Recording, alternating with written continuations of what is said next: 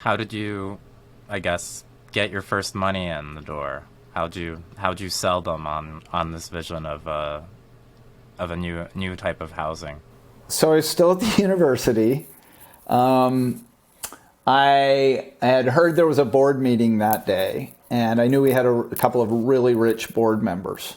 So I was kind of lurking around outside of the boardroom, and I literally followed one of the gentlemen on the board down to the men's room. This is not my proudest moment. So he's at the urinal. This guy's name is Mr. Henna. And so I roll up to the urinal next to him, start doing my thing. Hey, are you Mr. Henna? Awkward kind of side eye. Yes. I'm like, hey, I'm Professor Wilson, the guy that lives in the dumpster. I've got something I want to pitch you.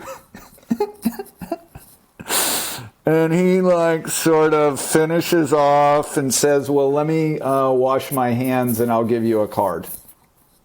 So 36 hours later, I'm in this guy's mansion in West Austin, pitching him the deck I put together between the bathroom experience and he says, I'm in, and I said 10, 20 grand. He goes, no, 100. It's like, oh my fucking God.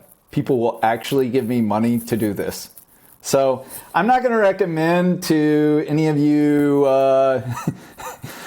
this is necessarily a strategy to employ, but you just got to do what you got to do to get that early money in. That's my first check ever. My first check into this latest enterprise was a little bit more conventional. It was my mom. $1,000. Good. Your parents, they still believe in you, even though you decided to live in a dumpster. Yeah, not much, but they believe.